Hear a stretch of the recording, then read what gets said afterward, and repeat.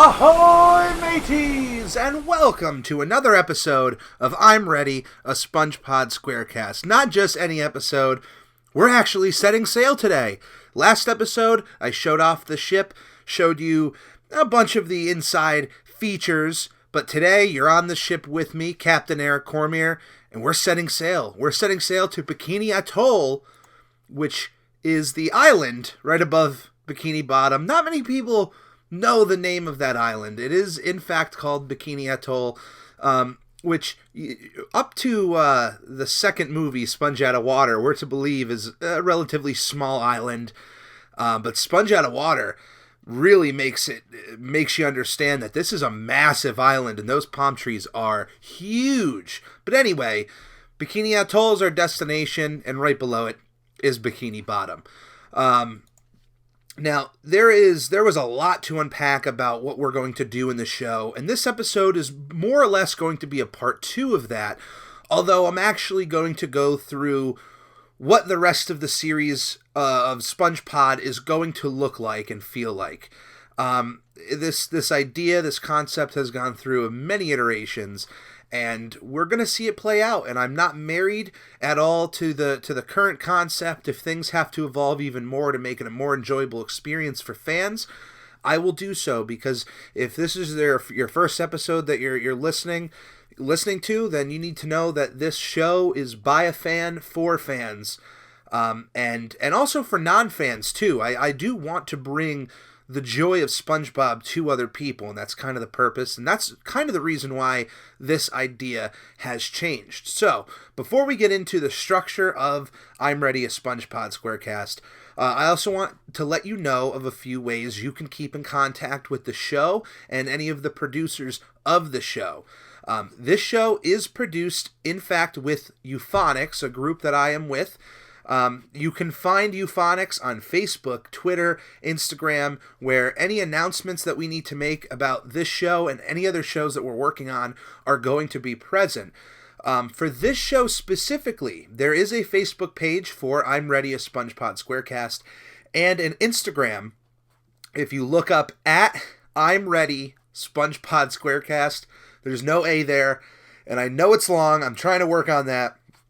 But for right now, that is the Instagram page where we will be making announcements, and of course when we start doing live streaming. Yes, we will begin live streaming in the near future at twitch.tv/euphonicslive, and the show will be called Video Bob Game Pants, which we will play most of the SpongeBob games, and each game will have its own review segment here on SpongePod Squarecast, kind of in line to where they were released in conjunction with other episodes. So we're going to have a nice little streamline here. We're going to be streaming and playing most of the SpongeBob games. If there's any others that I can find or get my hands on, I'll tell you right now, as of this recording, I currently have the Nintendo Wii U-Draw game, SpongeBob Squiggle Pants, being delivered to my house. So that's already in motion to be in the lineup. So yeah, twitch.tv/euphonicslive. Follow us there, and that's where we're going to be doing the live streaming. And then, of course, if you want to know when we're doing the live streaming, find us on Instagram at Euphonics. Find us at Instagram for this show, I'm Ready, SpongePod Squarecast. Find us on Facebook. There will be more than enough ways to find us, and I'll be sure to have any of those links in the YouTube video description. So if you're listening to this podcast through iTunes or any other means, welcome. Thank you for your listen. Definitely find our videos on YouTube. If you just search SpongePod Squarecast on YouTube, we're the only page that comes up. So if you want to check out any of those links or anything related to us at all, please give us a visit. So on that note, let's continue. To bring the curtain back a little bit on the concept of this show and what I plan on moving forward with, is that in the beginning, I only pictured a show where a guest and I would just review every episode of SpongeBob, and I never thought of having a co-captain along this journey, because I wanted a nice revolving door of other fans of SpongeBob. With, eventually if it gets to a level where I can even have fans that I don't even know, fans from the internet. That was kind of the original idea. And then I thought, well, I want to include people who are not relatively fans of SpongeBob themselves. And I want to, talk to them about SpongeBob and have them experience SpongeBob. So then the show evolved in concept to more of a commentary, commentary on SpongeBob episodes, and so that people who have never watched SpongeBob or care for it, you can enjoy it with them. How is viewing SpongeBob with a fan? How would that experience be? Then the whole thing changed even more. It evolved even more past a commentary track where I thought, how could someone enjoy an episode of SpongeBob if they have to be talking the entire time? And trust me, doing this by myself it can be stressful. It can be, you have to keep going. You have to keep thinking of things to talk about and make sure you're on the right path, because the Lord only knows the amount of times I've had to re-record even this episode, the last episode, and when I had 3 episodes in the can of the old concept of it being a commentary track, which I hope to one day release. We'll see about that. So the current structure, past this first episode, if in emergency I have to record by myself, I will, but for the future, I will have a guest with me. In the introduction, I will introduce the guest. The guest and I will talk maybe their experience on SpongeBob, what they like or dislike, things like that. We'll get into the episode at hand. I will introduce the episode, what the episode is about, what it brings to the table, some of the quick kind of, synopsis and who worked on the episode, any guest stars, whatnot. We will shut the recording off, and the guest and I, or guests, will enjoy the episode of SpongeBob. And then we will pick up the recording back right after the episode ends, in which then we will replay the episode in kind of a pseudo-commentary track so we can point things out.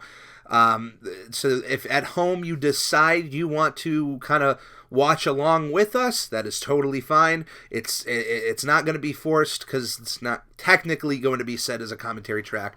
But during that part, we will then review the episode, and where I will kind of point out a few bit more of the trivia aspects to point out. Of course, by myself, I've seen these episodes about 100 times, so I don't need to shut off the recording to watch these episodes. But I definitely want to give you a background, because now we're at the point of, this is the start of SpongeBob. Where did SpongeBob start? Who created him? We need to learn some of this information, because this is it. This is episode 1. SpongeBob SquarePants was created by Steven Hillenburg. Steven, who was unfortunately not with us any longer, but man, does his work live on, and everything he has done is appreciated. I can just, on a personal level, I cannot express just how important Steven Hillenburg is to me in my life, and I can't help but love the guy. In about 1980, now there was 2 things, I'll get to the year in a second. There was 2 things in this world that Steven Hillenburg loved, and it was ocean life and animation. And of course, one day he was able to mix the 2 together in one glorious package. In 1984, Hillenburg graduated from Humboldt State University with a bachelor's degree in natural resource planning and interpretation with an emphasis on marine resources. He then became a marine biology teacher at the Orange County Marine Institute, now known as the Ocean Institute, in Dana Point, California. And you can just already see where the seeds were planted for SpongeBob, his love for the underwater world, the underwater life that existed there.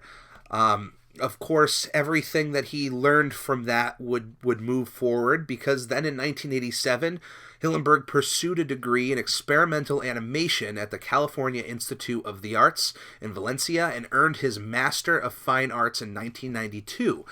In 1992, he actually did win an award for Best Animated Concept for his animated short Wormholes, which you can find on YouTube and watch.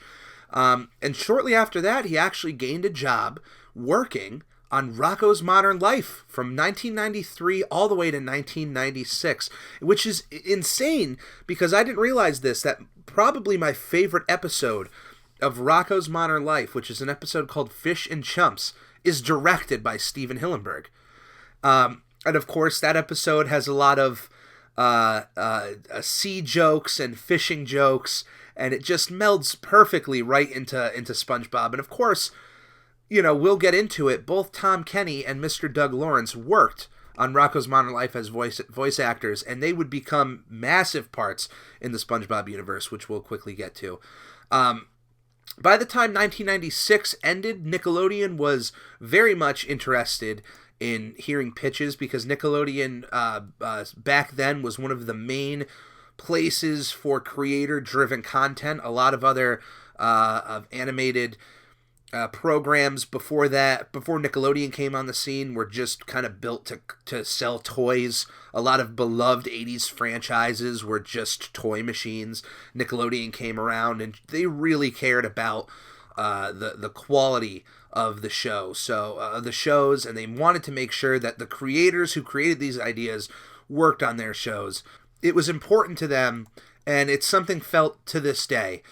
So while Steven worked at the Marine Institute, he also created a short comic book called The Intertidal Zone to kind of teach kids more about a lot of the creatures you would see in tide pools and some that if you go to an aquarium you may be able to interact with, such as the sea star and the sea sponge. One of the narrators of this comic book was an actual sea sponge named Bob the Sponge. And, of course, I'm sure anyone hearing that could put two and two together where his idea came from. So in 1996, after Rocko's Modern Life was kind of coming up to end, he teamed up with creative director Derek Dryman, who also worked on Doug, Hey Arnold. He's definitely felt in the realm of Nickelodeon, and they also teamed up with a bunch of other writers, including Tim Hill, and started working on SpongeBob SquarePants. Started working on the concept, and things obviously, went through different stages. SpongeBob at one point was called Sponge Boy.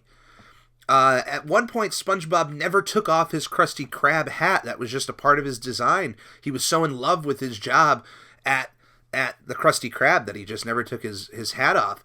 The name of the show for a while was called Sponge Boy Ahoy. And that, that works, and it's definitely not a bad name and not a bad concept, but now that we have SpongeBob SquarePants, it's hard to say that would have worked better. So they pitched this to Nickelodeon, which definitely, when you think about it, Steven came in with Hawaiian shirts and was playing Hawaiian music, and just pitched this idea to Nickelodeon. And they some loved it. There were some people a little bit confused by it, but were entranced by the idea.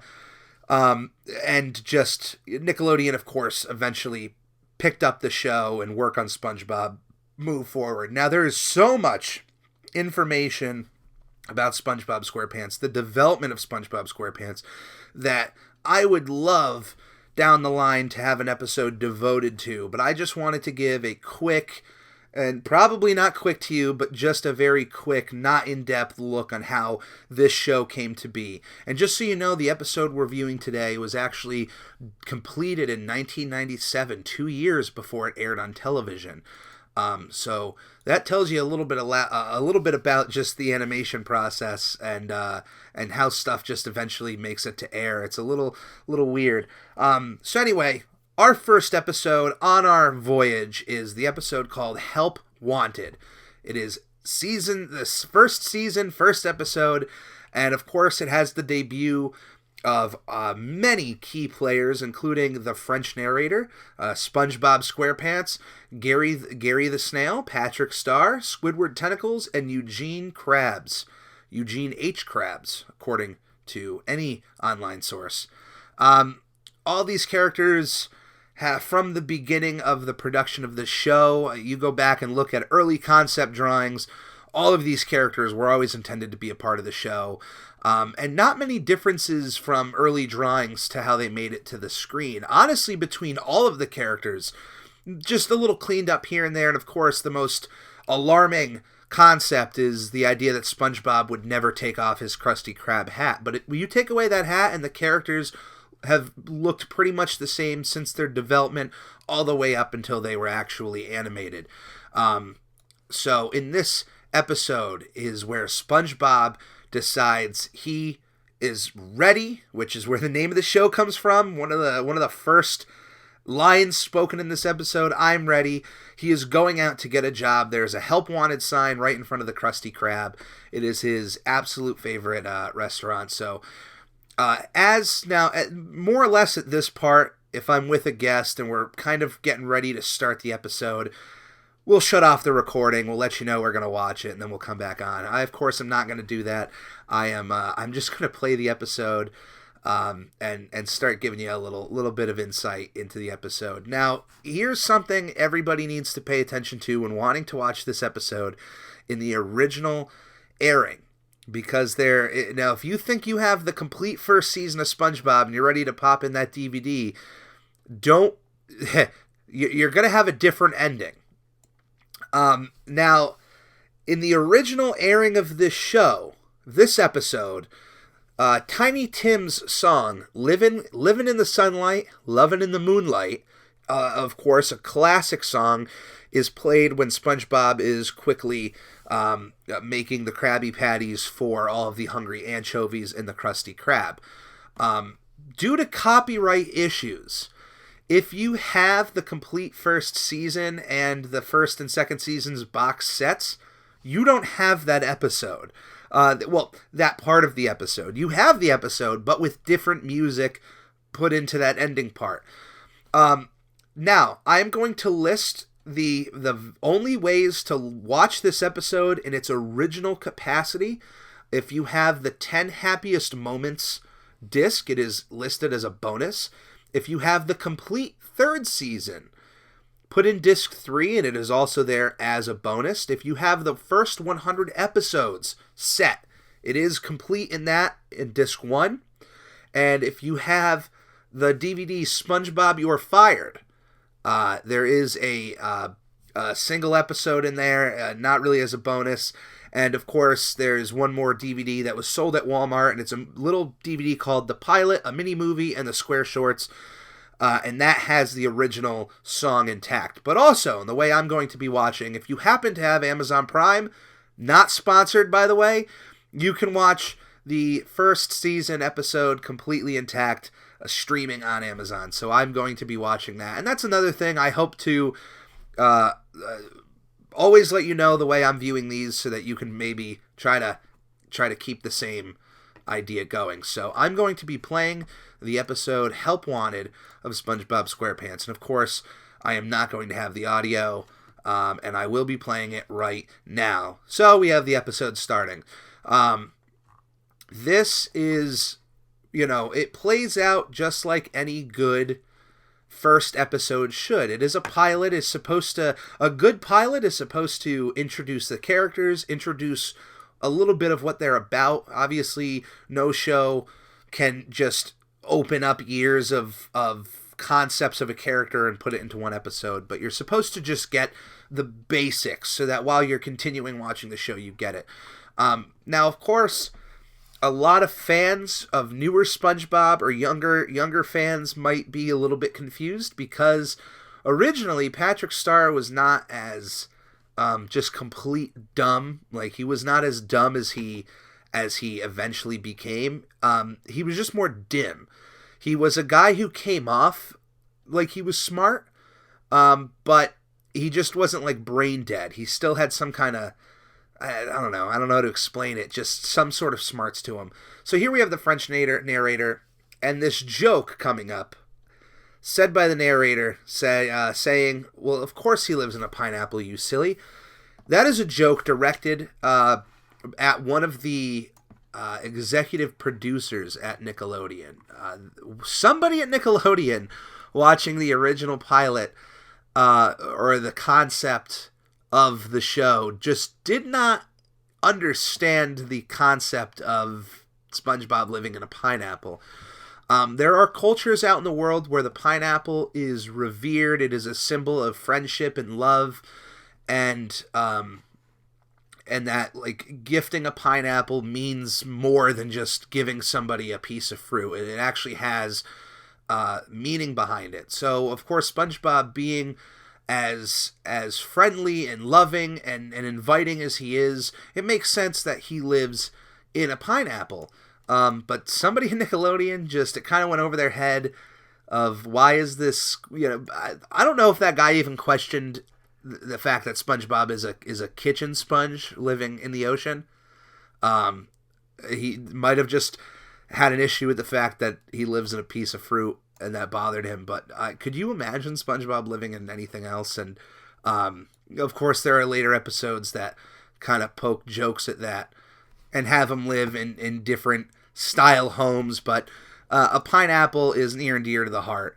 And here we have Patrick definitely pumping SpongeBob up. SpongeBob loses his his confidence. He leaves his house with such confidence to go get this job, and loses it at some point before he's able to walk in. And Patrick, being a good friend that he is, helps him out. Now, SpongeBob is voiced by Tom Kenny, in my eyes, a legendary voice actor in the community who met Steven Hillenburg working at Rocko's Modern Life. He actually voiced one of the main characters over at Rocko's Modern Life, Heifer Wolf, one of the main characters, and definitely the character there for the comedic timing and for the jokes.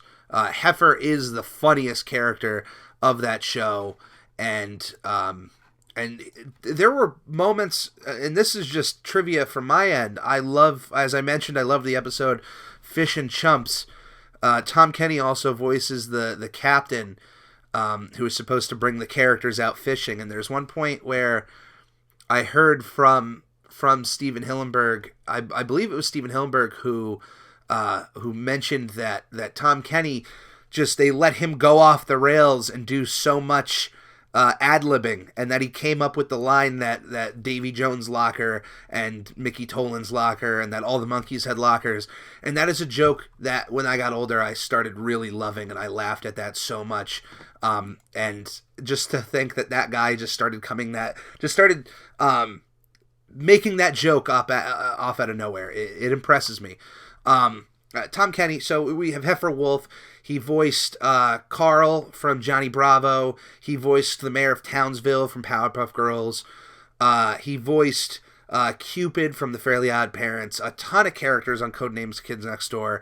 And Eduardo from Foster's Home for Imaginary Friends. And if you keep going, he definitely has a massive history of working with Cartoon Network and Nickelodeon cartoons. But, of course, his biggest role is SpongeBob SquarePants. There is no denying that. So, just to let you know where we are in the episode, the anchovies just showed up, which seem to be the biggest threat of the ocean, and just want to eat all the food at the Krusty Krab.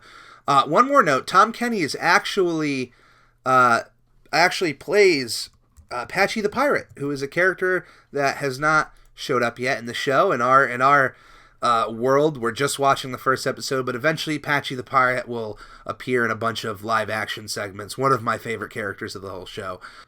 Continuing with the voice actors, we have Bill Fagerback voicing Patrick Star. He is, of course, his most prominent role is Patrick, but he's also known as Dauber from the sitcom Coach. He is also known from How I Met Your Mother, and he has also voiced a slew of other characters, both in Nickelodeon and Cartoon Network. But of course, Patrick Star has been that's his gold mine right there. That's his character, and the man, in any interview I've seen, I don't think he could be any more happier about playing that character, because it just must be a dream job for him. Voicing Squidward, SpongeBob's neighbor, is Roger Bumpus. I'm actually friends with Roger on Facebook, which is incredible. Hopefully that leads to a possible interview down the road. I don't want to ask now. I definitely want to have a bunch of episodes under my belt of this show before I even decide to ask that. Squidward is, of course, SpongeBob's neighbor, lives in the Easter Island head, and is the Mr. Wilson to SpongeBob's Dennis the Menace. He is there to be annoyed, to kind of put down SpongeBob, but he does have a heart somewhere deep inside him. Voicing Mr. Krabs is Clancy Brown, a well-known actor, has been in a ton of not only movies, television shows. He has a robust IMDb, filling to the brim of shows anywhere from the Dukes of Hazzard all the way up to Schooled, which he has 3 episodes of in 2019, and that's just his most recent. But he's been on so many shows through Disney and Nickelodeon and Cartoon Network. Of course, his biggest role is Mr. Krabs. A lot of these voice actors, even though they go on to work to voice other characters, their biggest characters are just undeniably the SpongeBob characters. But Clancy Brown also voiced Lex Luthor in the Superman animated series that ran in the mid-90s. I loved his voice for that character, really fit well. And if you're a fan of comic books, then you will agree with that. And that's not the only DC villain he played. He actually played Mr. Freeze and Bane in the 2004 The Batman cartoon. So he has had a history voicing DC villains, and he just has a gritty voice that truly fits with he's voiced Dr. Cortex in the Crash Bandicoot video games. So you think Dr. Cortex, Lex Luthor, a lot of villains. And Mr. Krabs, although is a nice guy, he can kind of sometimes come off pretty shady sometimes, so I kind of understand where he's coming from. So the episode did complete. I did shut it off.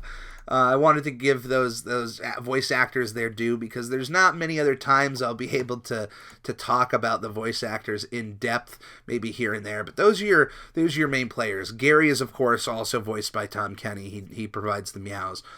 SpongeBob gets his job at the Krusty Krab. Feeds all the anchovies, and of course, Patrick gets a little bit of a slapstick thrown in at the end there, and that's episode 1 of SpongeBob SquarePants Help Wanted. It is a very simple episode.